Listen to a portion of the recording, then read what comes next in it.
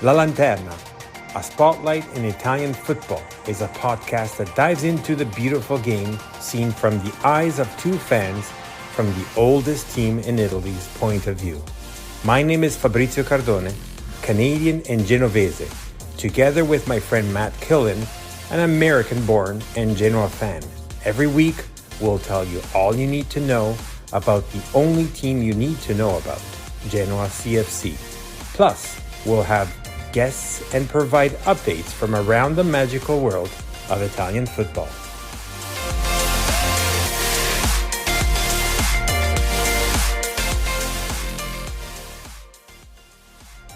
Benvenuti everyone to La Lanterna podcast. This is episode number 35 and this is Fabrizio and Matt. Matt, 35 episodes. That's insane. I can't believe we've done 35. We just doesn't feel like 35. It feels like we've done like 5 of them. It's crazy. It feels like we were just playing yesterday, starting to say, hey, what do you think about doing this? And then here we go.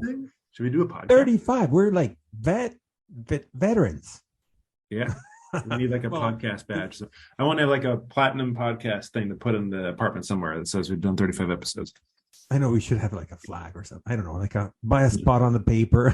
Yeah. I don't know if you even do that anymore. But no, it was very nice also from last episode, which was a great episode with Eddie. Yeah. And he said the fact that he's saying, like, even when I was starting to listen to you guys from the scratch, it seemed like you guys were friends like forever. No, and it's a very nice compliment because it shows you how it's enjoyable, I guess, from the other. We're just doing it for fun, but right. From everybody's perspective, it seems like it's enjoyable. They like it. We get great feedback, great comments, and so on. So it's always like it's nice. Hopefully that's what it sounds like too. It sounds like we're having fun. You know, that's kind of the whole point of this whole thing is like if we're not enjoying it, and we're not going to be enjoying it some weeks if the result isn't what it is. But I'm glad that people are kind of experiencing that too. It's pretty cool. So we just went through match day 21. Yes. So that was some sort of a surprise in a way, how the match was turning out. What do you think? I would definitely say so. I mean, so it was interesting, I think, from start to finish against Benevento. So for our listeners, I'm sure many of you watched the match and saw us come back and triumph at the end. Final score of 2-1 to Genoa, not to completely give it away, but I think everyone already knows this is what happened. It looked like another kind of 3-5-2 more or less. But I want to talk a little bit about what Gilardino had kind of set up and how we kind of moved that formation, because I thought it was really interesting. But I don't know. I mean, we were really on the front foot there for a lot of the first part of the match. We got a goal as a reward for it. We had Coda on the score sheet, which was great to see once again. But, you know, before halftime, I know there were some comments, there were some thoughts about maybe we should have been a little bit more clinical, and you see it with Benevento pulling one back and we go 1-1 into the break. But wait, before that, on the first half, we had so many chances that first half could have ended easily. And I'm not exaggerating. Yes, you're right. 3-0. Yeah. Yeah, I mean, we had opportunities. We really did. I mean, I feel maybe I'm more positive on the Genoa side than I should be in that regard, because I think some of them were kind of half chances. I think there was one that Ramu had in particular where he kind of tried to backheel it, and it seemed like a showboating type of a thing. I think that maybe the way he caught it, there might have not have been another way of shooting that one. But we were definitely on top in the match, and we didn't put them away.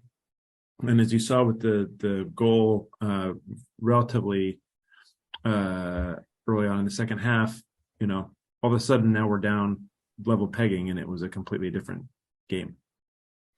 Second half, yeah, something has changed drastically on their side. I guess there was a good reading from their coach. I guess that what's his name now? Cannavaro, right? Even though he's going through quite difficulties with his Benevento, something changed in that second half. We have this issue of not what we call not finalizing the game, but closing the game. Yeah. We have these great goal. It was not. It was like great. I saw this the actual video from the Genoa official Instagram, or I think they have it throughout all the media, but it almost looked like a pinball, like bing, bing, bing with a defense, and then it goes to the middle, then it arrives to court, and it goes in. It's like it almost like was the perfect goal type of thing, right? The action, not even the goal, the action.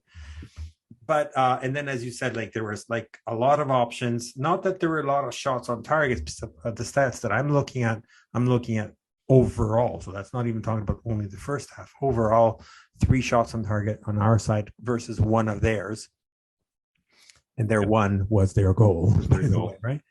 But nevertheless, we could have closed the match a lot better. Obviously, the second half would have been psychologically a lot heavier on them if it would have been 2-0, 3-0. But nevertheless, the second half started a little bit strange, didn't it? Yeah, I mean, it just didn't seem. It wasn't the same match we saw the first 45 minutes. I don't think we were on it quite as much. And then, I mean, I have to say though, like the goal that they got, I don't know necessarily it was a deserved goal. I mean, look, it was a goal. They scored it. They got it. For me, it felt kind of like, the cross came in, the ball ended up kind of getting headed backwards, and then we didn't have that player closed out at all. And he puts his foot totally through the ball. There's nothing Martinez could have done. Look, it's a goal.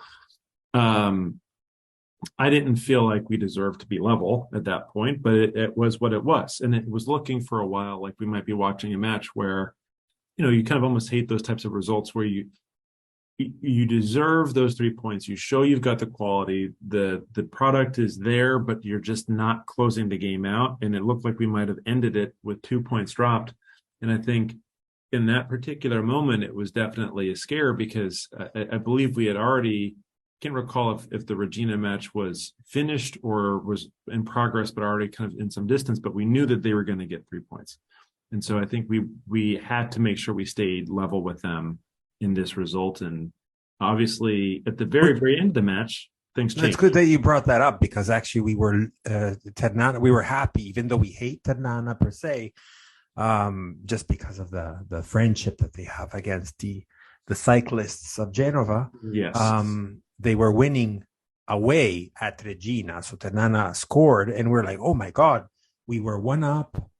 They were 1 down. So the standing looked like phenomenal. Then with the tie from our side, and they ended the first half with a tie as well. That's right. Not as well. They ended. No, they were. We were up. Yes, we were up. Then during the second half, everything happened the opposite. So so we got the goal from Benevento. Regina, after the tie of the first half, then got the second goal. Yeah. I was like, oh my God, like this is not cool. This is not going to go well. I mean, it's just a weird set of emotions to watch as a supporter because, like as you mentioned in the first half, it wasn't just that we had a goal, and we've had some moments throughout the season. Like remember that goal that Strootman had at Cosenza that was absolutely ridiculous, and like we've had those moments sometimes. It's fun, but like you don't always have a real team goal and team buildup. And we almost had it like 2 or 3 times in the first half. And the motion and the way our players were coming together, like this was clearly an orchestrated kind of thing in Gilardino's mind. This is something that wasn't an accident. This was almost an instruction and something that they'd been coached through. And when you're watching that beautiful kind of interchange and the way we're playing, you're thinking, man, we really, as a team, we're really well drilled. These guys know where to go. They understand where that next pass should be or where their options are, and they're executing it. And we just didn't have that final thing. And a lot of times as a fan, you see that happen enough times, you kind of know it'll usually pay off at some point. But what was coming out to look like for, especially after Regina gets that second goal in the second half with about 10 minutes to go, it's like, wait a minute, we might not really be getting anything out of this. We might be. And we're back on third spot. Going back down. I mean, we're still in third on differential, of course, but like now we're 2 points back from where Regina are. And it just felt like something we didn't completely deserve. And of course, the match didn't end that way. And in the absolute last gasp, I think it was in the 4th minute of extra time. It was 10 seconds to the whistle. unbelievable play. Sabelli wins the ball back and just unleashes this hellacious cross that Puskás jumps over the back of the defender. That header goes in. Nothing the Benevento keeper can do, and it pretty much. I don't think it was the last play of the match, but just about that ended up winning it for Genoa. So, and actually, here it is. Are we going to see some late drama? Puskás! They left it late, but Genoa win it with the last chance of the game. Jorge Puskás stuns the Vigorito. Was the last chance of the game. Improta dispossessed by Sabelli. The referee allowed play on, and look at this leap from Puskás. In off the crossbar. Quality cross from Sabelli, and Puskás floats in the air and stings like a bee. Benevento 1, Genoa 2. And this was the goal that basically, even though I think there was like a gasp right after that anyways, just to recoup from the being excited about that goal and whatnot. But essentially that was the last action of the real action anyways of the match. And I'm really actually happy for Puskás because we all were waiting for him to come. I'm not saying he's like this goal scorer, like every time he's playing, he's putting one in. I think he's number 2 or number 3? I think he's a number 3 now, but nevertheless, yeah, pretty sure he is. It's what we needed from the second, he's our second striker after Coda, right? Right. But Coda, nevertheless, scored, as we said before. He's now number 3 in the rankings, so maybe he's back. I think, again, we saw it in the match before. Coda had a real spark to his play, and he looked really sharp in this one, too. I really have to say. I think he had a run of form that had us concerned. His actual goal-scoring standing is still pretty darn good as it relates to Serie B. He's still within the top 4 or 5, I believe, in goals scored in the season so far. It's not like he's been a complete slouch. But, there was just that period where he wasn't scoring all the time, where he didn't really look on it. It's something just wasn't really working well. And it really does seem in the last 3 or 4 games, we're seeing, in the last couple in particular, we're seeing more from him, I think. And we're seeing but I kind of remember seeing a little bit from earlier in the season as well. So if we have to go at match day 21, I'm just going to do a quick recap of what happened. It started on Friday with the derby of the South. So we had Palermo versus Bari, very high expectations around that match. We were afraid that Bari could be, tailing just right behind us, but Palermo, being one of our soon opponents, had basically stopped them and did a nice 1-0 against them with a goal, actually just like 10 minutes to the end. And then at the end, Khedira got the red card and so on. It was just like a little bit of a mess towards the end. Then on Saturday, so, the usual bulge of the matches, we have Cittadella Cagliari, which ended 0-0. So they were able to stop rejuvenated, and I'm going to say quote unquote rejuvenated Cagliari, thanks to the fact of the arrival of Ranieri. Venezia Südtirol, like our poor guys from Venezia, I thought they would have probably edged just because of what they showed against us. But Südtirol, oh my God, I'm not going to even say it anymore because the surprise of Südtirol is like infinite, right? Winning at the Penso. By the way, it was so hilarious. I was following Marco, our former guest, and he was saying he was tweeting on Twitter the fact of there was like a hole, something perhaps based on the fact of the waters, the drainage system or some whatnot. People were digging a hole. There's a hole that came in on the pitch. That's why they couldn't start the match immediately. And people were digging with their hands in order to basically, I don't know, fix it somehow. I don't know. It was so weird, bizarre. And then we have Spal Ascoli, which ended 1-1. Regina Ternana. That's what I just mentioned before, where Ternana was winning, and then at the end, Regina pulled it through and won 2-1. They were at home, but nevertheless, we're always hoping for the others to trip, I guess. But the important thing is that we continue to make points. Parma Perugia 2-0. So Parma's waking up has waken up? Question mark. Question mark. Yeah. Exactly. So Modena Cosenza. Our poor Rafa is not having a good time. He did confide with me a while back that he doesn't think this is. I mean, he does think that this is the year that unfortunately they do get relegated.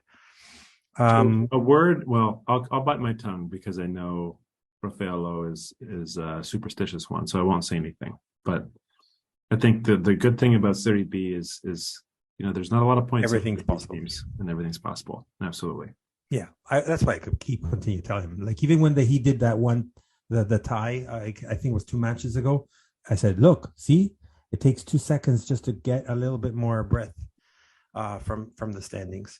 Yeah. Anyways, after that we have Como Pisa. So our next opponent, Pisa, had tied at Como, and obviously there's a Benevento Genoa, and then last match was on Sunday. The highly expected Brescia against Frosinone, hoping that Brescia would stumble, would stop, would do something against Frosinone. And what happens? Nothing. They score first, giving us all that huge hope. Oh my God, it looks so sweet to see 3 points to Frosinone. To Brescia, you mean? Yeah. Sorry. Yeah, no, 3 points to Frosinone because Brescia had scored. And then nothing. Frosinone does 1, 2, 3, and then 3-1 at Brescia. What? Why? We almost had it. Well, we didn't really almost have it, but we thought it could have happened. Yeah, I don't know. We said that throughout. I probably should stop saying it just for jinxing it or not jinxing. I'm starting to believe in this jinxing thing. Maybe not. I don't know. The fact of continuously seeing this shape of form of both Regina and Frosinone, and still not stopping per se. Yeah. We're recording on Tuesday. Not too sure when this is going to air. I'm hopefully tomorrow, which is Wednesday. But Wednesday at 4 p.m. local time, it's the quarterfinals for the Primavera against Torino. Torino are the leaders of the Primavera Serie A. Genoa is the leader of the Primavera Serie B. Well, they're not called that way. It's Primavera 1 and Primavera 2. But nevertheless, tomorrow we're going to be playing at Vercelli, which is a small town not too far off northeast of Torino. And they're going to be playing the quarterfinals of Coppa Italia Primavera. So that'll be quite interesting. And what else can we say? Oh, bad thing about next match is Sabelli is going to be missing because he has had too many yellows, so he's going to skip next match. And the rumor. So it's not official yet. Do you want to talk about it? About the transfer market? Well, honestly, I have the Dragon number 2. I don't know a whole lot about this guy. I'll be honest with you, but obviously, when we're rumored with another player. It's a rumor. It's still an exciting thing, and it's still something that could be pretty darn beneficial for us if it does come to pass. So the rumor is we might have another the Dragon number 2, as Fabry said. So a striker, I think, is called Dragus. I don't know if that's how you say it. Another Romanian, yeah. Also Romanian, so you've got the Puskás connection there, which is a good thing. And Draguzin. Well, actually, is Puskás Romanian? Yep. He is Romanian, isn't he? Puskás and Draguzin, both Romanian. Yes. So he plays for Standard Liège now in the Belgium League, which also, of course, is owned by 777. Could be a nice get. I mean, I don't know have you seen much from like the actual dollars and cents side of this thing. I have to think that if we're bringing a player in sort of in-house, we're not going to be spending astronomically for him, or maybe it's just a loan. I don't really know what it is. But this could be a good acquisition for us. I don't know much about him, I have to be honest, but just seeing another player in the attacking side of the team can't be a bad thing. I don't know much as well. It's nothing official yet. As I mentioned, it's still a rumor and whatnot. There's still other names that have been pulled out. And, under the transfer market, especially with 777, rumors are more likely not to be true rather than happening. But if it was true, it would be a striker. In the videos, we have seen that he's mostly been like a little bit more of a trequartista or like on the wing side, but his qualities on transfer market show that he's also a striker. So perhaps if this comes true, it'll be essentially the natural replacement to Yeboah. Well, hopefully, right? Right. So we'll see. Some people are still waiting for someone from the left back. I think on the left back we're okay. I know we're not too happy with respects to the fact of our replacement with it, which is Sabora, but nevertheless, at least it is still someone there in the event of one match where Criscito can't make it, and eventually, also Payas is back. Right? It's not he had a bad injury, but it's not one of those injuries that he's out for 10 months, sort of thing, right? Right. Yeah. I mean, I think it'll be a welcome return when he does come back in. And I'm curious too, like we've had this more or less 3-5-2 formation in the last couple of matches, which I think, or in recent matches anyway, I think we played similar. No, it's a couple, if you include the Roma. Yes, right. The Roma match is the one that I remember us doing this first. And in this type of a way, we maybe don't miss that as much. I do think it's going to be an X factor this weekend without Sabelli. I have to be honest with you. I mean, I think when you look at the way that we got our goals last week and just his involvement generally with the game, I think it's really important that we have that wide support.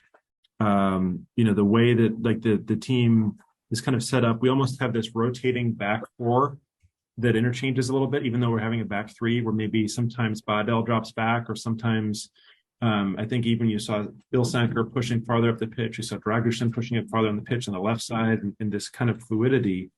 And it allowed for players like Sabelli and also Mimo to get up farther and to be more advanced because you had this rotation and this kind of team movement. It was almost like if you went on one side of the pitch, you would see guys really pushing forward. You had another side guys being ready to kind of be back on the opposite side.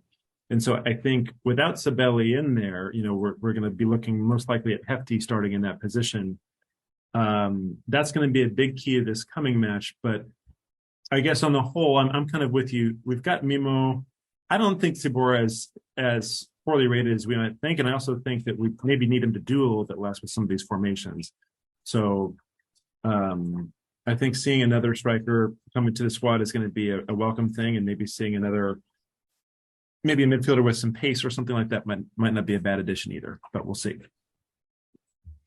We'll see. No, it's interesting. I was almost given that I thought that Gilardino would have always followed this 4-3-3, but I have to say, Matt, and I want to keep this like hush-hush because I don't want Zangrillo, our president, to come back at the end of the year and bring back that name of Gasperini. I think we have it in house. Sure. I could talk for a long time about this, and maybe it's better we don't, because I know we've got a long episode ahead of us. But like, I thought, despite this match maybe potentially being not ideal for us until that last minute winner, this was one of Gilardino's best, performances as a manager. I think at least the way that we set ourselves up as a team, he did make some substitutions, of course, throughout the game, which I think did matter. Of course they did. But and obviously Puskas was a substitute who scored the winning goal. But really, like, you're starting to see something, honestly, the way I saw a movement happen on that left side of the field, it reminded me of my basketball days, and like this way we would line up to break a press, where you'd almost have like people on ball side would all be closer together, and then you'd have folks away from it that'd be farther apart that would help stretch the defenses one way. It's kind of the inverse of what's happening here, but like it really creates this thing where it gives Goodmanson and Coda a chance to play, Goodmanson and Criscito and Coda, all being on the left side, to play off of one another. And you kind of see this kind of movement that way. Dragushin's been really great at moving the ball on that side. Dragushin higher too. We said that already, right? Exactly. And so he's kind of, you're seeing that. And when those things are happening, you see also this covers taking place where it's not like we're just completely disregarding the midfield or the back. Like Badel several times is ready to come back and provide support. Yeah. And there's just this kind of, I don't think it's even completely right to call it 3-5-2 because there's so much motion that's happening in there. And this is what I thought was so impressive about one of those moments. It ended up with Aramu, I think, trying to back heel across that. I think it was probably one that people groaned at because it could have been a goal.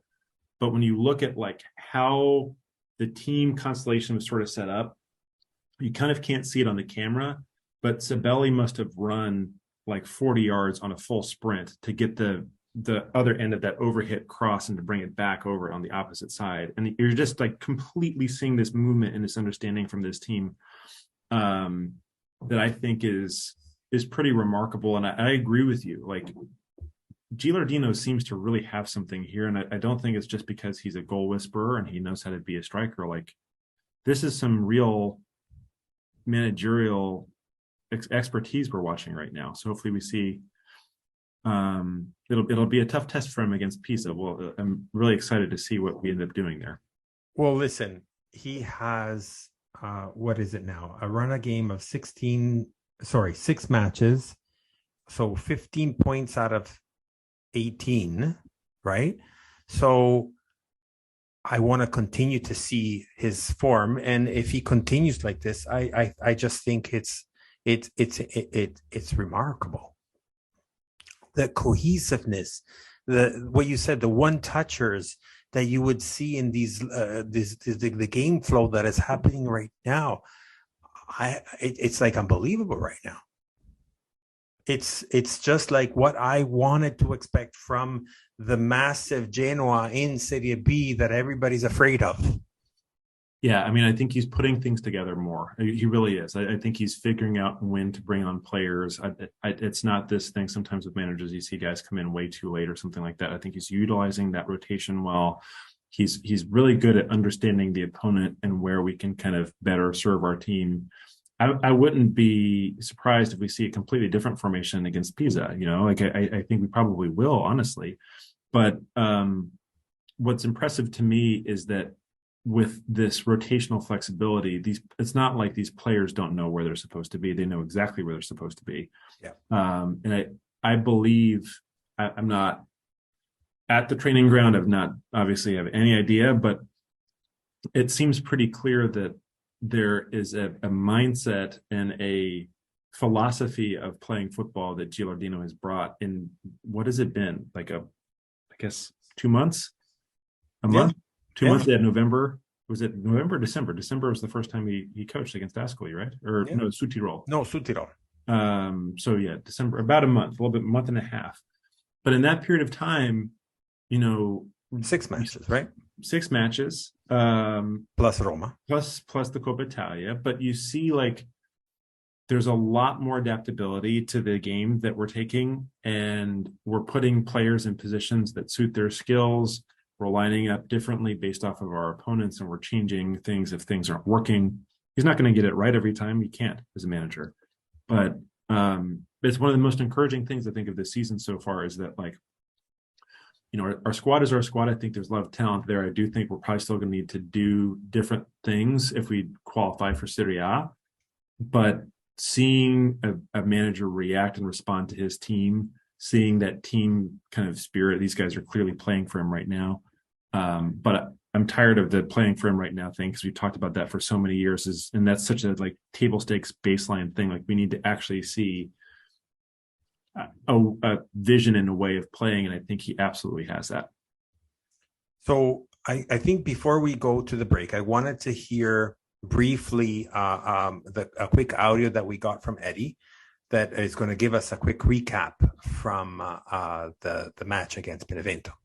All right, folks. Last week I was on the pod. Eddie Davidson here from North Alabama. And I'm delighted to be a guest. Fantastic show. We thought that match was going to be tight. Maybe a 1-goal win. Maybe one of us predicted a 2-goal win.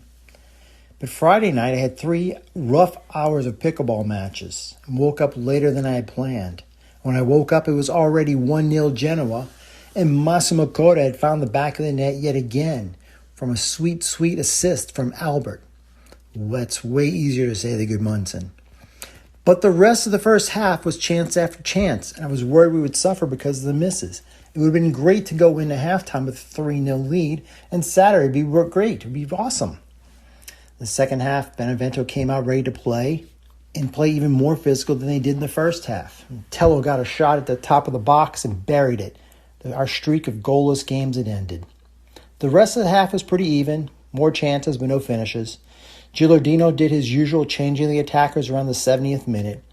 As it has in the past, it paid off with Sibeli stripping the Benevento defender and whipping in a cross for Puskas to use his ugly haircut head to give us the win with seconds remaining on the clock. But the real fun was in the weird Genoa WhatsApp chat. If you're listening to this pod, not part of the chat, that's on you. Get in there.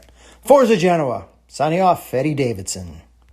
So that was great commentary, actually, from Eddie. I think we'll have him definitely a lot more often, being our super new, spanking, brand new Genoano. It's just something amazing to hear this enthusiasm, and from a fresh set of eyes too, as well. Not without that mogugno that you hear from a lot of Genoani.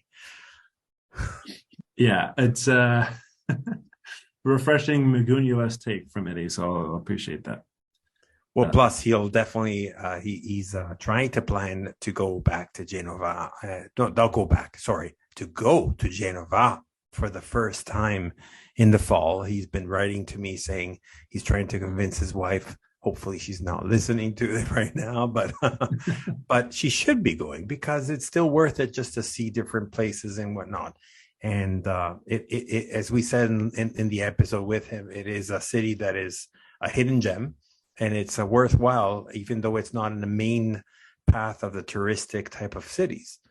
And I still think that it's worthwhile to pass by. And as you mentioned also in the last podcast, it's just something special that you just only realize once you're there. And it's really worth taking time to see, for sure, and to visit. It's an actual city. It doesn't feel like you're in some Epcot stage or something and you're walking through these visions of what Italy should be like. And there are streets that kind of look like that, I guess, but like really, I think it's what Italy is for people who think what Italy is but don't ever visit. And there's a lot of special things that are there. So we're soon getting at the break right now, but I would say that enthusiastic about the win against Benevento, a little bit preoccupied for the match coming up at Pisa. We'll definitely have a chance to speak a little bit more with our guest coming up directly from secret place that will reveal very shortly in the second half. But nevertheless, we'll talk a little bit more about this Pisa, which is preoccupying because they had a good run of form, which brought them back into the playoff area. But as we will explain better, they have been a little bit slim, having a little bit less points lately.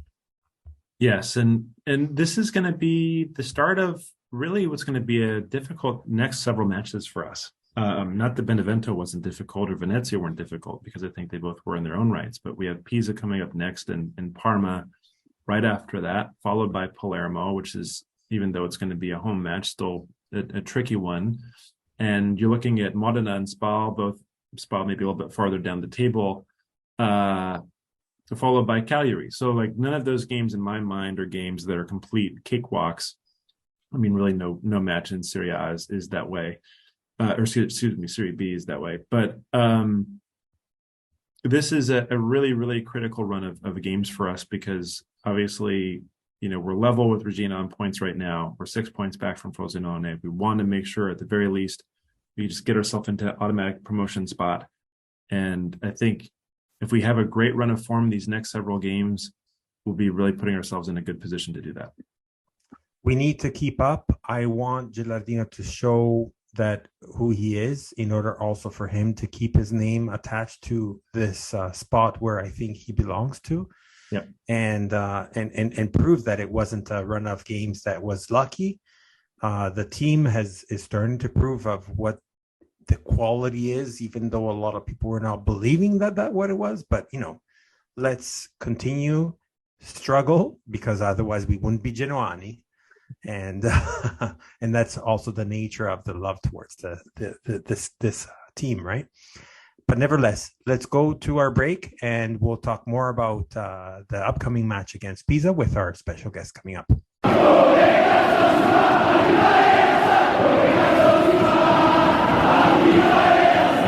My name is Fabrizio Cardone, and I approve this message. Welcome back to the second half of La Antena podcast. And as we mentioned to you earlier, we have a special guest, and this time, for the first time ever, all the way from Genova. So you're going to say, well, isn't this an English-speaking podcast? Is it maybe a Genovese that speaks English or something like that? But we'll leave it to him. So welcome to our podcast, William. Hi, guys. Thanks for having me tonight. No, the pleasure is totally ours. We're recording at 6 p.m. Eastern time here in North America. Yeah, I know it's a bit late here in Genoa, but it's fine. So that means you're almost. I can go with that. No worries. I'm a night owl. Yeah, that's good. That's good. That means you're in the future now because you're one day ahead of us, so you can tell us what's happening. Jokes on the side. So tell us a little bit more about yourself, Will.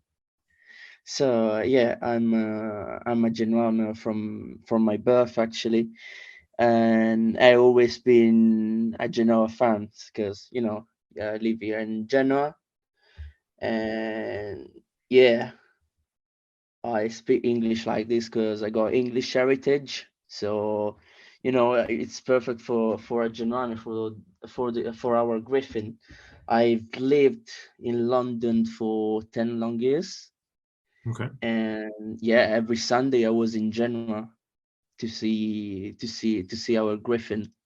He never left me, and I always went to the stadium since I was 4. My first game was Genoa Venezia 3-2. Wow. At Ferraris. So yeah, that's amazing. So you said you were born in Genoano, so your parents are Genoa fans. Is that from your Italian side? Yeah. I took it from my dad, from my granddad. Yeah. My granddad used to go in the Fossa, so I couldn't become Sandoriano, just you shouldn't. So never. I like it. For our listeners that might not know too much about history about Genoa, Fossa is like the old way. Correct me if I'm saying anything incorrect here, William, but essentially it's like the core of the old trust side of the olden days. So I would say exactly. It was our record back in the 70s, the 80s, up to the 90s. The North Stand, there was a big group called La Fossa di Grifoni. And yeah, it was a core side, the ultra side back in the days. And if you had to translate that in English, Fossa would be like what, trench or something like that? Yeah, exactly. The trench of Griffins. Correct. So there's like the hole right there, and that was like the core. Yeah, it was just hell. You could you could from kilometers away, if we scored, you could just Genoa is playing.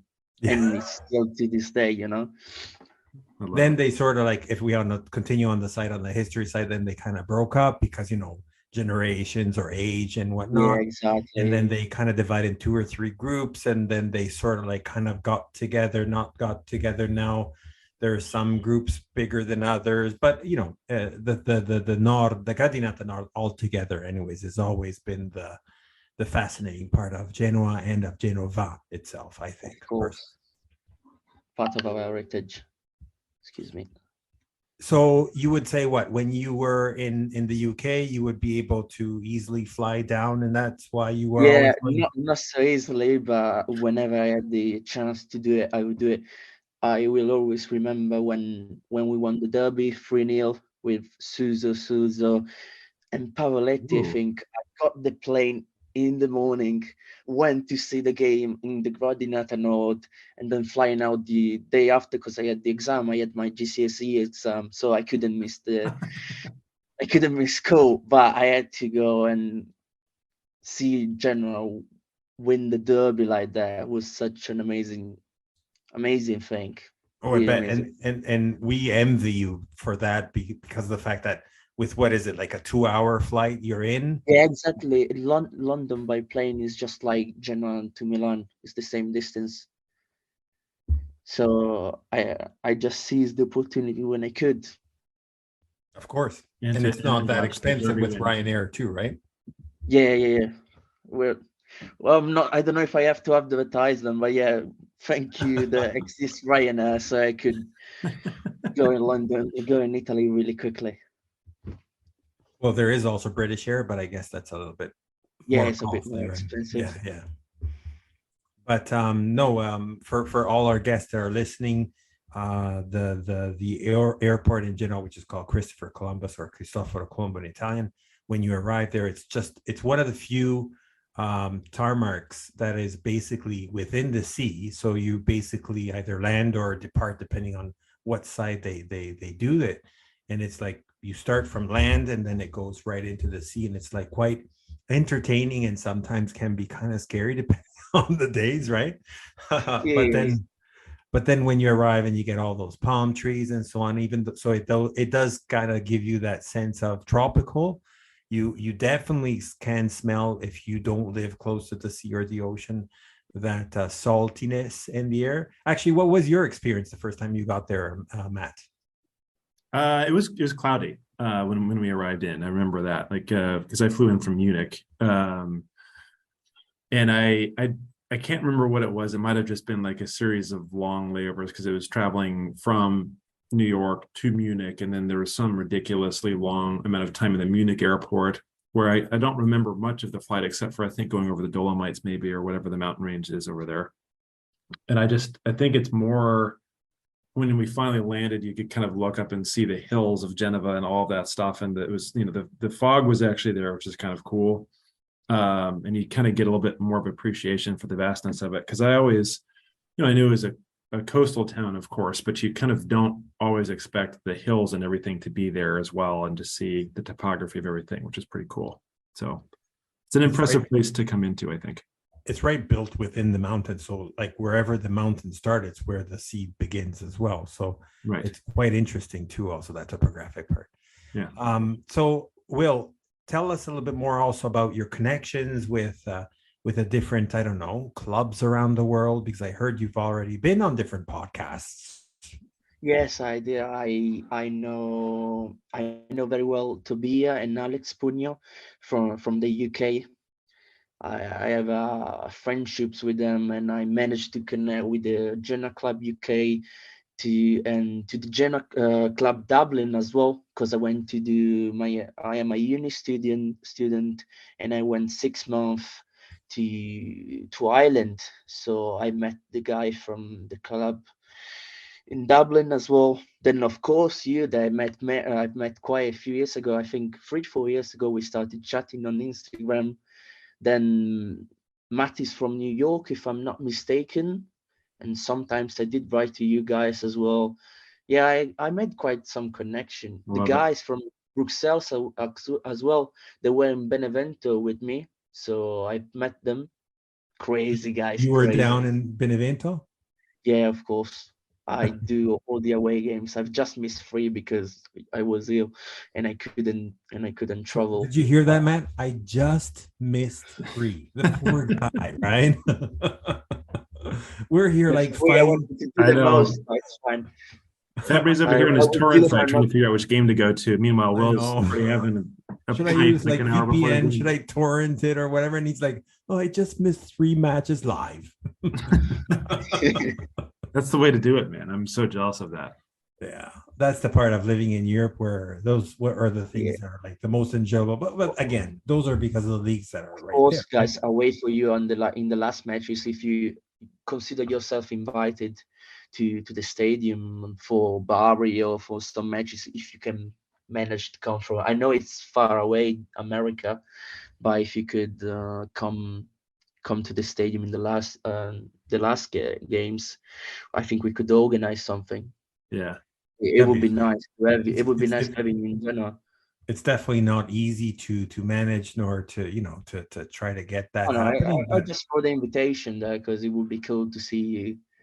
It would be And nice, very nice, actually. hopefully to get promoted all together. But let's not talk about that. I have to say it's something fun about it though, because like I remember going.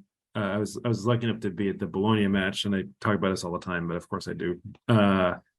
And I had the New York club scarf with me everywhere, and you get stopped all the time with people saying, "Wait a minute, you're from New York? Like what? You came all the way here?"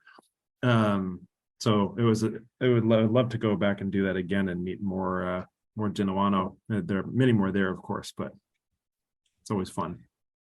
Yeah. So definitely want to do a shout out to Tobia, which he was one of our guests on the pod, and definitely Alex Puño, which is even though I did know Will for a while back through Instagram, he is the one that put us in contact again with William in order to get him over to our podcast tonight. So I know you're in Genova, so it's a little bit different, the type of questions that I may ask you, but what's the atmosphere? What's the air nowadays in Genova with the new ownership and the season that we have gone so far, and the changes of once again for us anyways on the bench side and whatnot? Well, I think the atmosphere now is pretty good. We had like a backslash with Blessing, because here I gotta say the newspaper, the mass media were not happy about him since August, and this increased a lot of tension, Yeah. which to me it was stupid and counterproductive. But he arrived in the I don't know how to say this nicely. After after after Cittadella all went downhill, so a change was needed, and I'm really happy the Gila to cover, because the player just switched. I mean, in Benevento, I saw the best Genoa.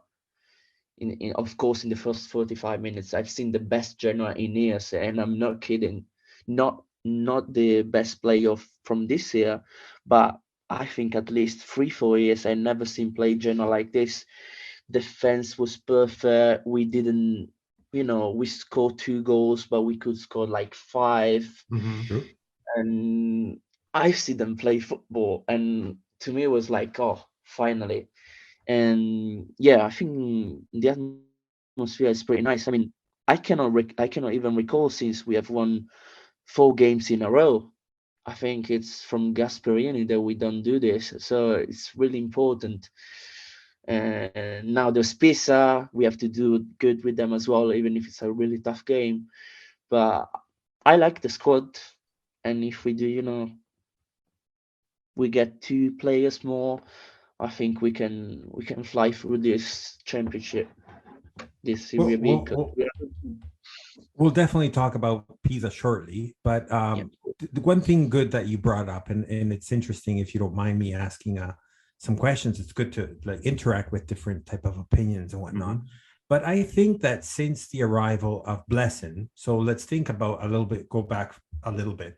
If we think about, I guess we can forget about Shevchenko, but up until Shevchenko included, we definitely had drastic issues on the defense side. But even with that horrible team that we had, even though it got a little bit cleaned up already in January and whatnot with the new ownership and changing over to Blessing, that was one of the first sides, I think, that we saw a lot of build up to the point of arriving to where we are today, with getting that the backside a lot more, strong and whatnot. And I think because also of all of that, we arrived to a point of today, which, even look at with Gilardino, we only have conceded 2 goals in 6 matches.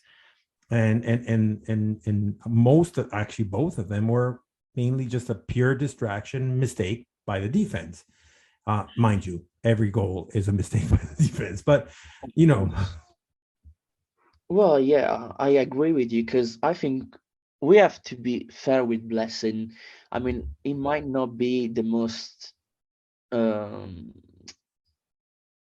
He was very practical. I think I disagreed when he was went away because I didn't like the behavior of the players, because Yeah, that was a big thing for it took us. us that we had no dignity. We didn't do anything. I mean, he had to go because he lost the squad. And when a manager in Italy loses the squad, he needs to go away. But I think we forgot all the good things that he did, because he started, let's just put aside that he got wrong with Coda, he got wrong with the attack, because on the attack he was not good enough. On the psychological side, he didn't do good enough. But on the rest, I think he was a good manager, and I hope he succeed wherever he will go now. But again, I'm happy with Gilardino because he understood the problems of the player and he helped them to overcome them. I just think about Puskas. He scored only 3 goals, but he switched, and when the players switched, the old squad goes around. Another thing that I didn't like in this month, and I wanna talk about it, and I wanna know your opinion, is the transformation of Martinez. I always defended him because I've seen like the seed of a champion in him, because I think he's a really good player, a good goalkeeper. And I was so angry and upset with Genoano. They were like, "Oh yeah, he's not a good keeper. Let's play with Semper." But the last 3 matches, he has been phenomenal. So I'm really happy that even Gilardino plays Martinez, and I don't know. I really like the work he's doing, and I'm really happy, and I hope he keeps on doing it, and he keeps on motivating the players to do better, because we are 6 points behind, so we cannot lose right now. Yeah, and that's the mentality we have to have. I think you're so right. I mean, like, Gila's come in and Fabry, you're right too. Like there were foundational things I think that Blessin did do well, and the fact that we had always been pretty good about, at least defensively, not conceding goals. And maybe you could say or criticize before, well, that's because we weren't really putting enough people forward or whatever, XYZ. I'm not sure if that's completely right, but we definitely were lacking in that department from an attacking perspective. Yeah. And it just seems with Gilardino coming in, I don't know what it is, if it's his reputation as a player and that part of it. I'm not sure many players how often they would have been exposed to him when he was the Primavera coach, or had heard of him when he was the Primavera coach, and if that all played a role. But he seems to just be able to make things kind of click in a way that they didn't before, even when we're rotating formations and doing things that almost seemed like, it kind of felt like with Blessin that he was so myopic with his formation choices that's like, do we only have players that can play this way? Like, is that why we're doing this every single week? And you're seeing this fluidity with Gilardino now, all of a sudden, where we're lining up in different ways for this match and that match. And we have these different tactical approaches in some of the games. It's a real breath of fresh air. And I think it's you look at the squad totally differently too, because a guy like Puskas, like before Gilardino, it kind of looked like, man, this guy maybe isn't going to work out for us. And he's been great. He's been a great signing these last several matches. Well, to these 3 topics that we just said, I wanted to quickly touch over them. But yeah, Blessin, I think he's a little bit ahead of his time. Yes, definitely for Italy, he's way ahead, and I don't think he was the right choice for this moment, or maybe not the right team or whatnot. But I don't think, to William's point, I think he is going to do very well. Maybe not in Italy, but definitely he's going to do well in different championships around here. You know what it needs to change to be a good manager. It needs to know when to get in the heads of the players and be like, okay, I'll step back, because he is very rigid. He's German, so he wants to play one way, and you have to play that way. And you saw it with Coda, because from Coda wanted to stay closer to the midfielders and running. You cannot ask that kind of work to Coda, because he will never do it. He's a striker. He needs to stay in the 16 meters and score. And if you clash with a player like Coda or another player, you're not gonna have a life, because the player. It's a bad thing to say, and I don't like this mentality in Italy.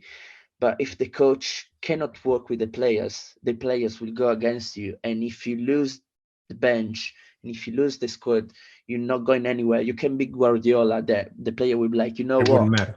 For you, we're we're probably seeing something similar happening. At least this is my opinion for now, but hopefully I'm wrong. But I think that's what we're seeing in living right now with AC Milan. I don't know what's happening there, but there's something definitely happening in their locker room. Yeah, This match today the was happens in the locker room. But in Italy happens. I don't agree with this mentality because I think you are pro. I mean, I got really angry in Perugia when we lost 1-0, and especially the match after with Cittadella, because I saw players not playing football, and I'm like, I'm so angry because I will be like, if Genoa told me, yeah, can you play for me for 10 euros, I would like kill myself. Right? Yeah. I mean, there are pros, so I didn't like some like I said before. I didn't like and we said that a few episodes back also, Will, where we were talking about seeing the transformation of Aramu was the quite obvious of what was happening. It was that too obvious. Like, yeah, it was like hard. It's hard for me to like him based on the fact of, to your point, Will, you're a professional. You're paid big money. Don't come and be a pussy, excuse my language. And I don't like the coach. It's like, seriously, like, whatever. Like, anyways. Yeah. So second point that you mentioned, Will, was for Martinez. So at the beginning was definitely a surprise for everyone. Not many of us knew who he was.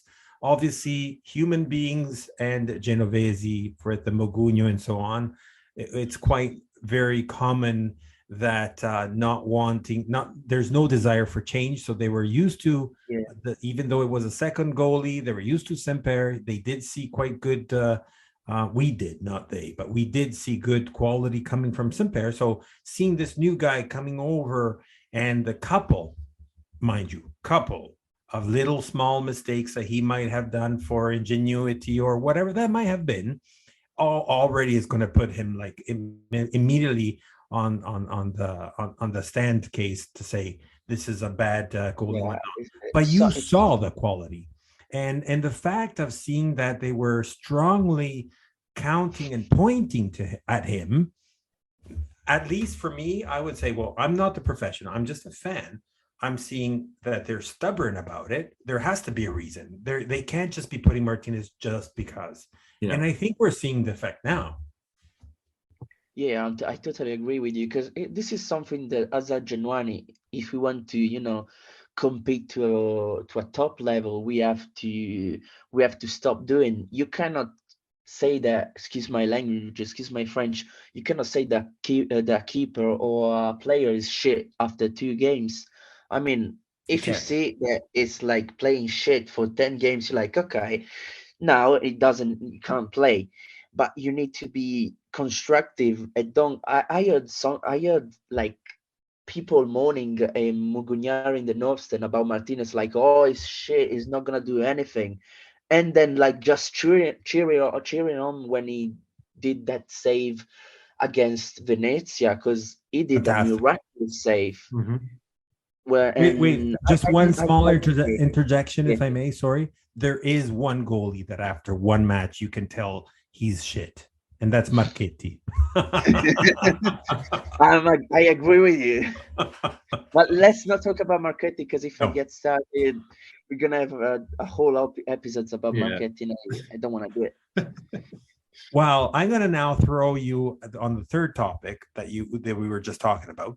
I'm going to throw you a curveball because I just like to stir things up and just to see what everybody's opinion about and whatnot. Just to, to see, also to open mentality and or perhaps just think about things. So there has been a little. I'm not saying I believe in any of this, but I'm just putting it there to stir the pot. So there has been some rumoring happening to the fact of the market is not being anything special. Sure, there is this tax mistake that has been rumored around from that silly, stupid paper from Torino and whatnot, which we haven't really talked about it much on the pod, but don't worry about it right now until we have to worry about it, if there is anything to worry about anyways. But now they had to, we know that they're pulling out money to buy Dragozin because it was part of his contract that if we were at a certain amount of points, the buyback option would kick in right away. Yeah. and there's a whole bunch of other factors, but nevertheless, rumorings are happening to say, but maybe 777 is not that solid as they were portraying to be. And so why is the market not that as strong as it was expected or wanting it to be? And why are we going with the Primavera coach and not going with a big name or whatnot? Mm-hmm. Is there anything you guys want to comment around this? Well, I can comment you only with this. When the market is poor, I mean, look at in Syria, they've just spent in 2 weeks only 10 million euros in buyings. I mean, 10 million, it's nothing on for 20 every team. That's incredible. 20. Yeah. You see what I mean? So I think the point is, when they say the 777 is not solid, I just laugh about it. I'm like, yeah, that's your opinion. I'm not even gonna try to convince you of otherwise. But I think with all the debt that Preziosi has left us, you cannot expect to spend like 25 million like this just because you like it. I rather to have like some buyings that improve the squad, but not wasting money, because we cannot waste money, and it's January, it's not summer, so I don't expect big investments. It's just like I don't know. I don't know how to say, because it's all about economic strategies and whatnot. You know what I mean. It's just like, I'm a fan. I don't know how many monies they're gonna put in, but again, it's January. I don't expect like 60 million euros just spent on the squad. I want 3 roles that are covered, which are like another striker, a midfielder box to box, and a left back, because we need it.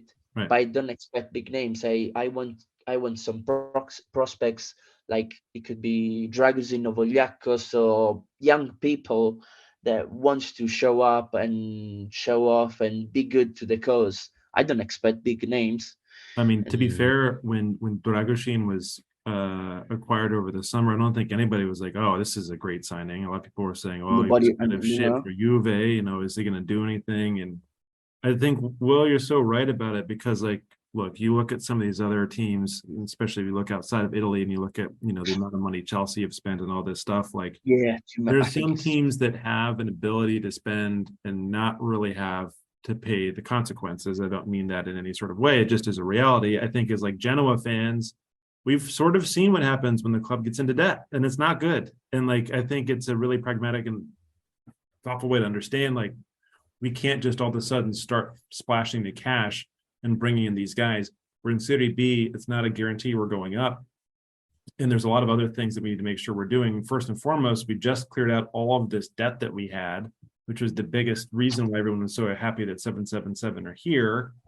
So I don't know. I mean, I think the thing I'll add to Will's comment, which I think we share, is like, I'm not expecting players that I'm maybe even familiar with, but I would expect to see a couple of players. I think we're going to need to have reinforcements somehow in the squad. We did do we definitely, we don't have to lie. I mean, this is a good squad, and you can make it to a great squad, but I don't want like a firm names. I don't need a big name. I don't need a top player. I need some, like, a good player that can help me to get up in Serie A. And then when I'm in Serie A, I'm gonna buy this kid because he's really good. Right. I mean, it's a long process. We need to it's mentality. We need to evolve from, like, considering, with all the due respect, like considering Sturaro a good deal, whereas we don't. I mean, just remember what we told about Albert and Friendrup when they came in January. They were like, "What are these guys?"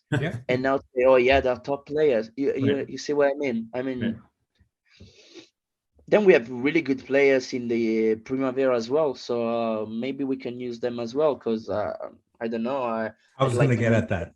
Lipani, There's the other kid. and the good thing is that Gilardino knows them quite well enough because he has played with them.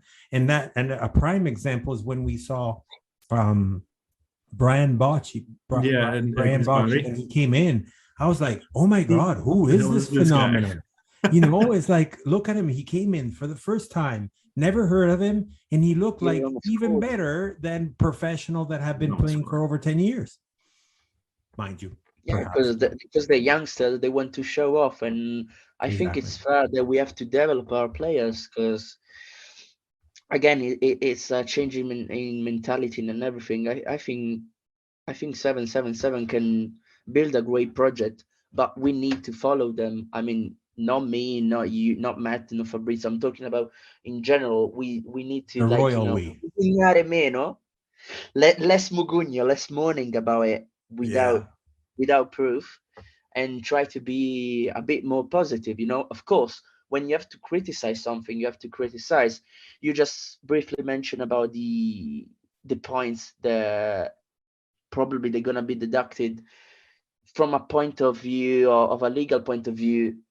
We have to consider that they're gonna deduct those 2 points, because it's not a problem of money, and I want to stress this: it's not a problem of money like Sampdoria has, but it's just a problem of red tape. So let's quickly. Red tape in Italy is everything, so probably they're gonna give us those 2 points of the deduct those 2 points. Hopefully, we'll go to court and they will give us back, but I think they will get deducted. But we don't have to be hysteric about it, because not at all. It would be wrong.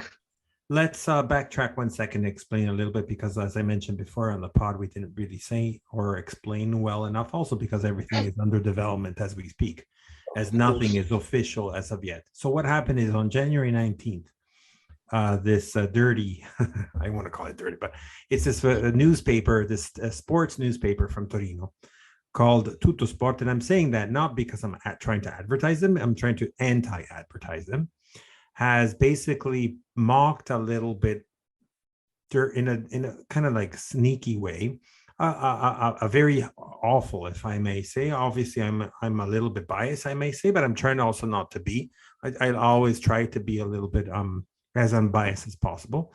But nevertheless, about this issue with Genoa, that they have skipped the payment of one of their taxes, the deadlines, anyways. Mm-hmm. So, other than saying that, the why I'm saying that they did a bad job in their article, whatnot, is they only described it from a one standpoint of view, which was just some sort of like a referral from this group. I can't remember now the name, from a tax.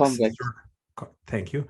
They're like sort of like this tax type of controllers per se, and they signaled it over to the FIGC, which is the Italian governing body, the federation for the governing body of football, and in order to say this is what's happening. So I'm not saying that they did anything wrong per se, but what was happening is seems for now, because again nothing is official, that the lawyers or whomever is taking care of this is trying to do the certain thing by moving the tax onus from one company to another. And in tax havens and stuff like this, all these things happen quite often, but perhaps there was small mistake that maybe they couldn't do it, or the deadline was supposed to be met but it was supposedly to be deferred or something like that. So perhaps seems that there is some sort of like a mistake here has happened.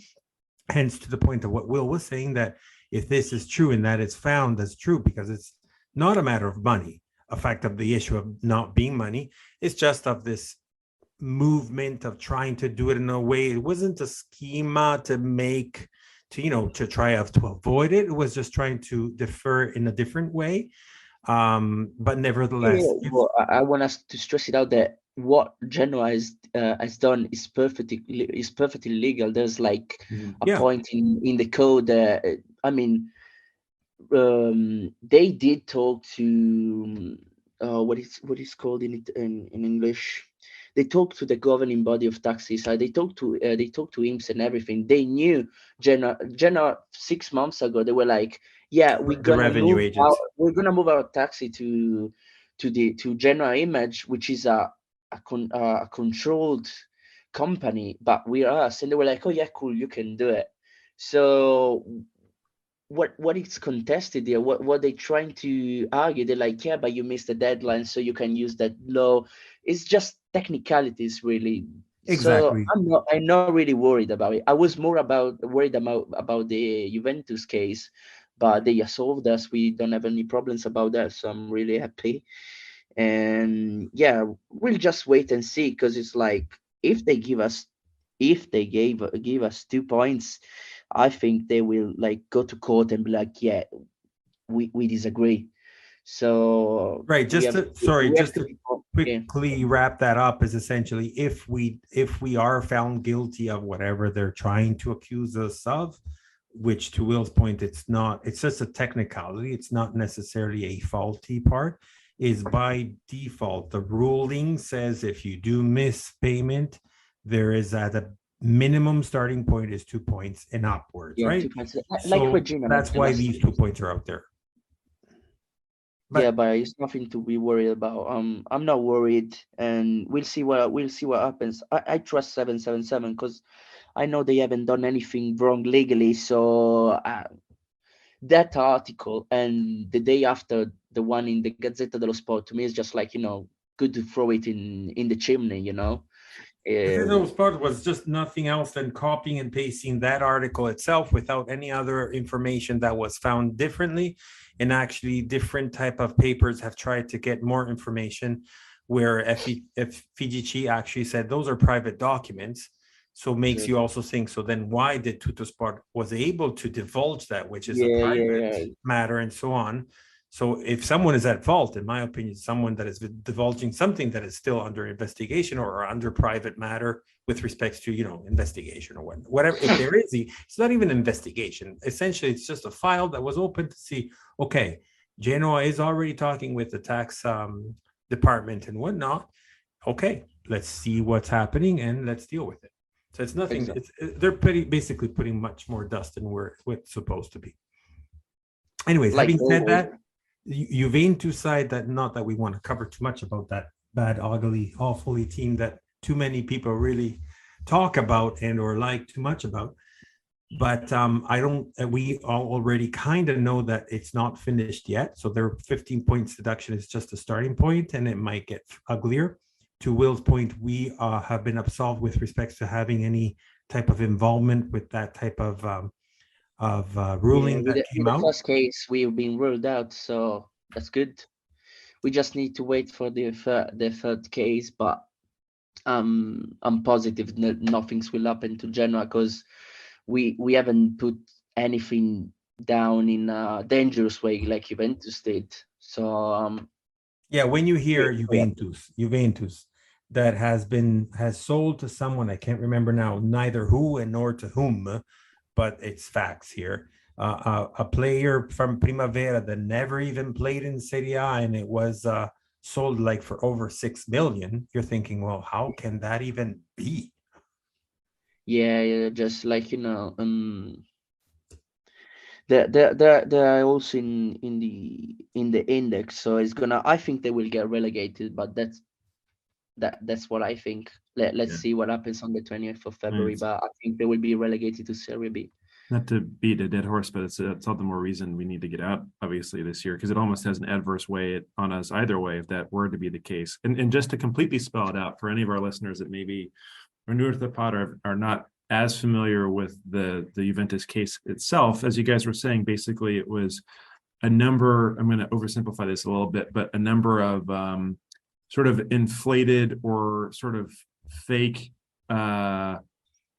either salary extensions or player value extensions or other things that they were able to pass over the books without being detected. Like I think there was something with Chiellini in there, if I'm not mistaken. And That's the second part. That's the second part on the salaries. But the first part that they have already ruled out was the inflation of the actual value of the players. Yes. Now they're investigating on this fake deferral of the wages. Right. The wage deferral thing, I think, it seems like that's going to get them too. But obviously, there was a concern on the Genoa side, and we even got some stick from this. Remember our game, if we look back to last season, the match we won at the Ferraris against Juventus, and everyone, it was a great game. There were some cynical views on that win, I guess you could say, by rival Serie A supporters because of the number of transfer dealings. Yeah, if it happens with them, it's all fine and dandy, right? But if it happens to Genoa, sometimes I don't know why I feel like these fingers are always too much pointed against us. Mind you, I understand the hatred coming from Preziosi's era, but that times in those days are over. Exactly. Some people don't even know that Preziosi is not our president anymore. Oh, that's true. That's very true. Like, I don't know. But enough about these. I'm going to talk it like. So let's look at the next match day. So we're going to be facing Pisa. So quickly to recap, the first match is going to be on Friday. It'll be Cagliari Spal. So it's still going to be interesting to see what Ranieri has in play with the Rosso Blu from the island. The other Rosso Blu. The not original Rosso Blu. The not original, exactly. Then on Saturday, as we all know that Lega Serie B likes to bulge all the matches almost all together in some weird hours. But anyways, we have Ascoli Palermo with a resurgent Palermo. So it's going to be interesting at Ascoli, which is always a very difficult pitch to play at. Then we have Bari Perugia, which Perugia is like, I don't know what's happening with them. Are they starting to catch up a little bit? But then there's Bari that needs to come back because they kind of been not doing that well lately. Brescia Como. Brescia, I just want to spank them because I didn't want to see them losing last week, which was horrible. Then we have Cosenza Parma, which same Parma as Brescia, are they waking up or what do they want to do? And at the same time, for our friends from Cosenza, I really feel for them. It's a very, very extremely difficult year for a lot of teams, and I can only imagine for them. Südtirol Regina. Now, Südtirol, I'm speaking to you. Look at my eyes. This is your day. This is your day to bring your value. You're shown to be in, I can't remember what their spot position is. They're fifth. You're in the fifth spot. So now it's your time to show who you are and stop Regina. Period. I'm not going to say anything else. We're all going to be big Südtirol fans in that match. Absolutely. We'll all come to Bolzano and cheer with you. Then we have Ternana Modena. Nothing against our friends from Regina, but that's what happens when you're friends with the other team. Ternana Modena. It's one of those difficult matches. Ternana is doing a little bit better. Modena is definitely not being there, so I don't know. It's a difficult match to predict. Next one after is Venezia Cittadella. So Venezia, we talked with our previous guest, which showed to us that they can be a great team, but at the same time are still slipping and they're still not able to catch their momentum, while Cittadella seems to have found a little bit of a fresh breath of fresh air, and maybe it could be a quite actually interesting match. The form of these two teams makes absolutely no sense to me. Venezia has looked great, I think, in their last several matches, and they've lost 3 of them and drawn 1. And then Cittadella happened to have won and drawn their last 2 respectively. They most recently drew their last match. So I don't know. This one, if I was a betting man, I'd put money on Venezia on this, but it'll be an interesting It's a tough game, quite unpredictable. It is absolutely. As Südtirol Regina. I agree. Well, yeah, they play in Bozen, so I think it's gonna be difficult for Regina. I don't know how many fans will travel from Reggio Calabria to. That's a good point, Will. To Bolzano, but Beasley is a great coach, and I think they will be. I don't know. I would bet on Südtirol as well, but Regina's got good players. Hernani, Fabian. It's gonna be a tight game. It is. As same for Venezia. It's going to be interesting at the same time. I think it's going to actually be The Venezia game I see. Well, Actually, Venezia is a derby, so it's gonna be more unpredictable because Cittadella is from Veneto oh, you're region, right. so You're actually right. derby. So it's gonna be quite tough. And actually, talking with our friend Jake from a previous podcast, he's saying that they're going to be playing this match since, I can't remember what he said, like several years ago, which was that very contentious match where they were not given 2 penalties in one of the playoffs games. So there's a little bit of anger there happening too from the Cittadella side. Then last game for the Saturday day match day is Genoa Pisa, of course. They're calling, we're going to talk about it soon, but they're calling for trying to reach 30,000 capacity at the stadium with a huge number, which for who is not too familiar with Italy, Pisa and Genova are not too far. They're like at the most an hour and a half, 2 hours away by car. Mm-hmm. And they're talking like there's a big numbers also coming from Pisa with a rejuvenated. We were just talking about before we got recording, but rejuvenated type of friendship. I don't think we're at the Gemellaggio yet, but there's quite it's just friendship and respect. But they will come like in thousands. We're talking about almost 4,000 Pisani. Almost 4,000. 4,000, yeah. That's a great away number. That's a great number. They sold out the away sector in 10 minutes. So we're talking about 2,500 seats. Right. And then they bought tickets in Gradinata Sud, and they're gonna be almost 4,000. Amazing. It'll be nice. Which is a great number. So please, if any listener is in Genoa, get your tickets because we need to go to the stadium. Is such an important match. They're also our friends, so we cannot keep like vacant spot.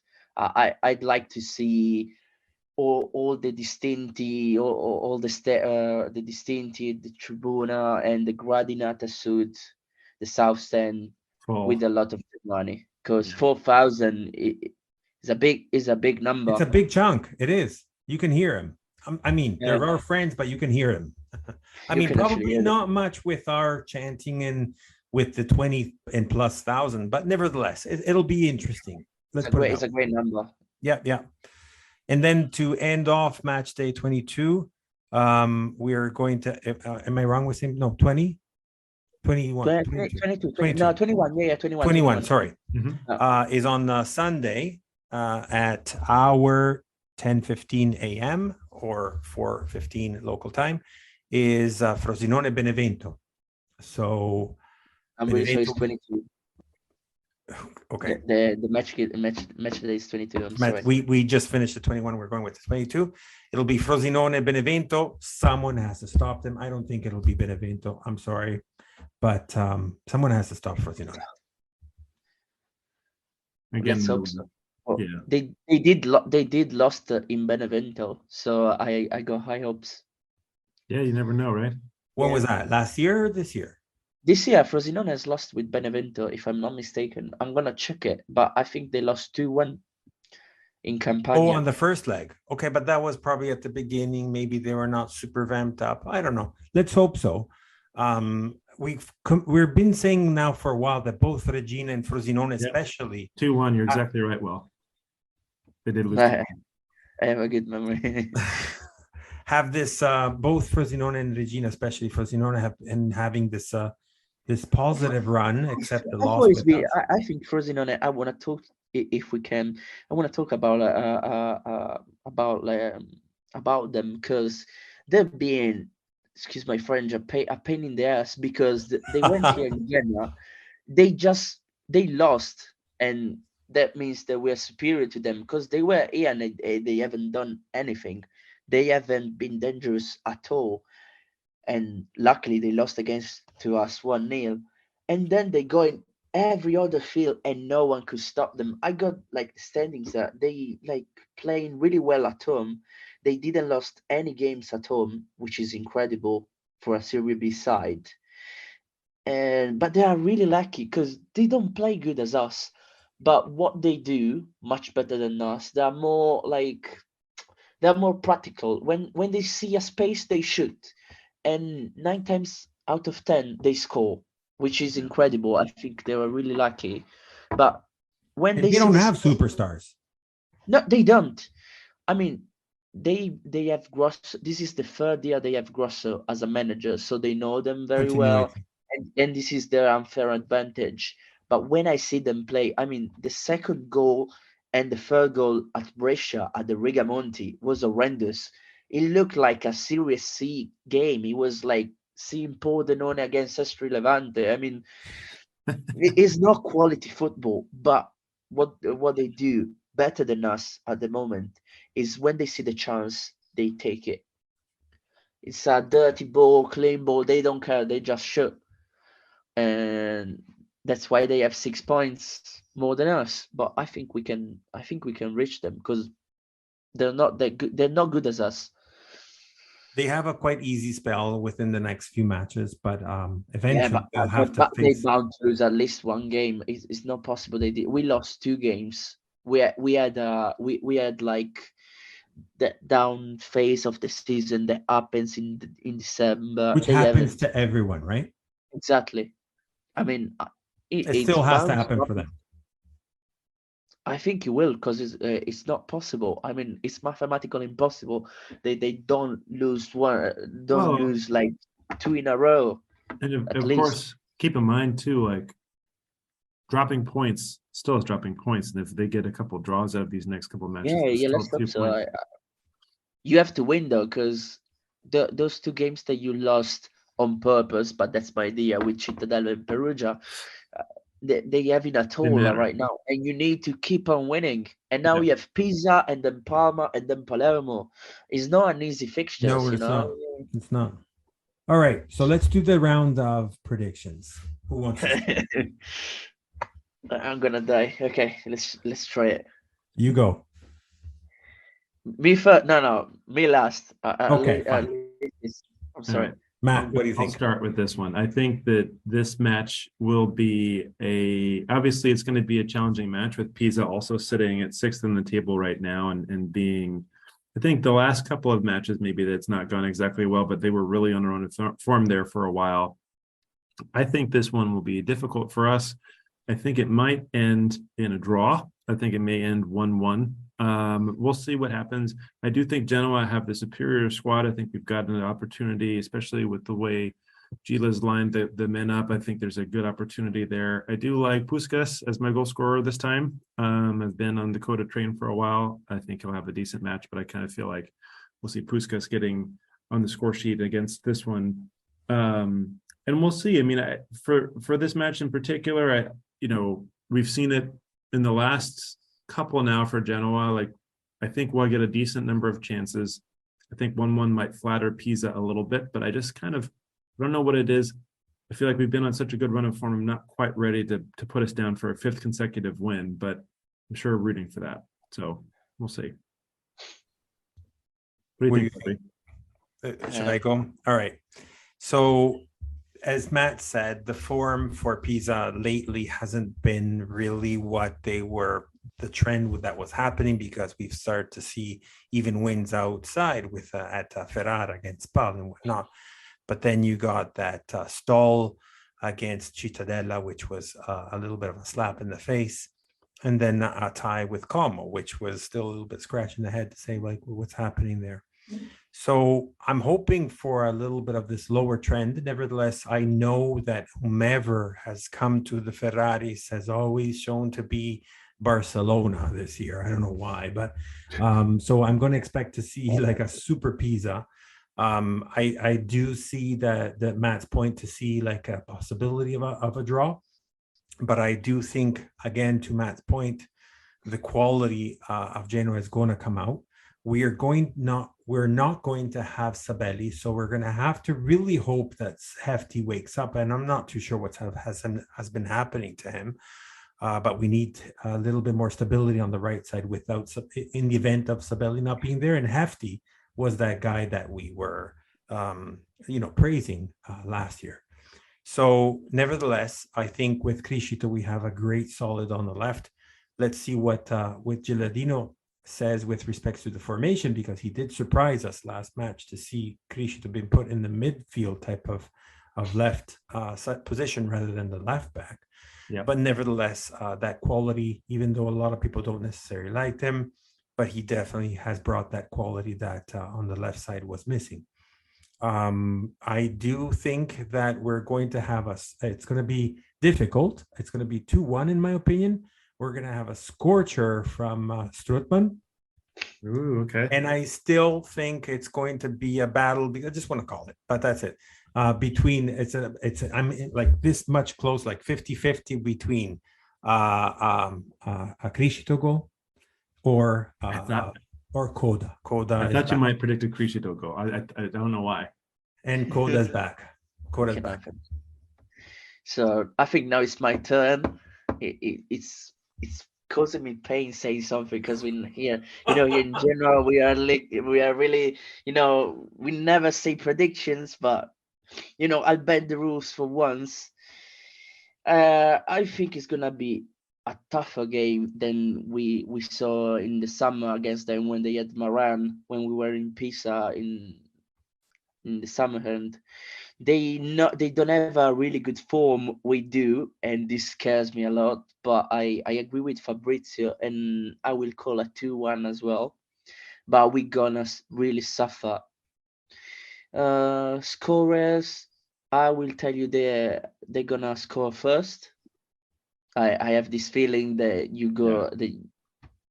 they'll get the goal before than us. And there we're gonna see if mentally we are prepared to draw it and then win it.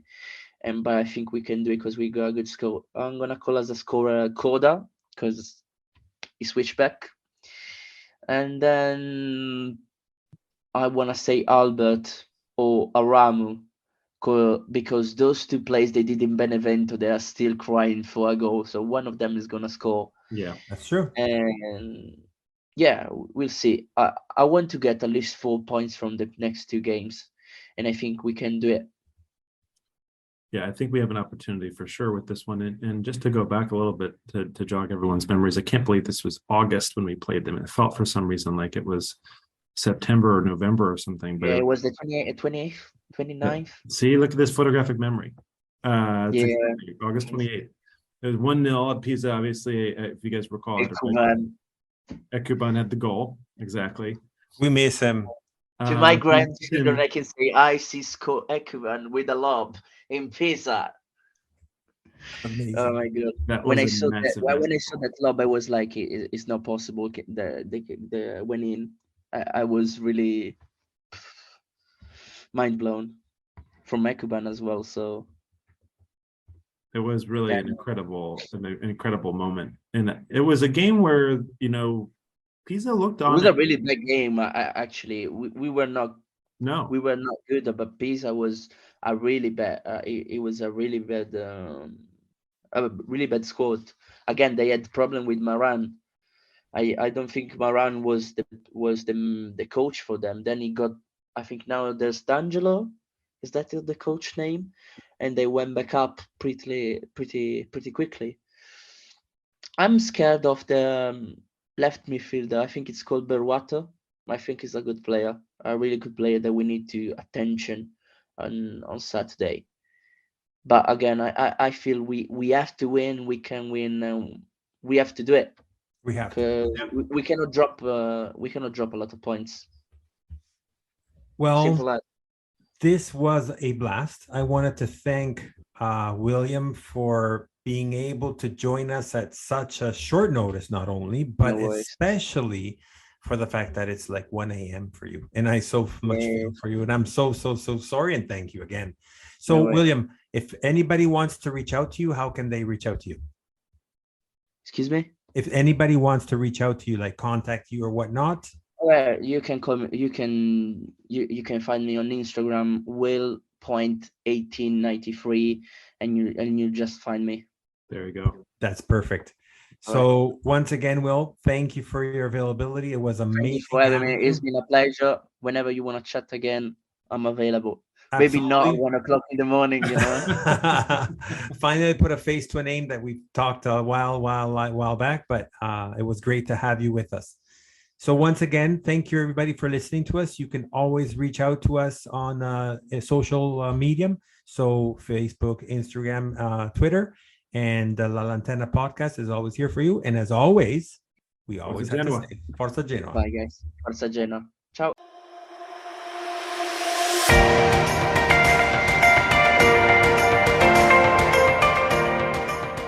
You've listened to La Lanterna, a spotlight on Italian football, a podcast powered by Genoani Si Resta. Thank you for listening and see you next week.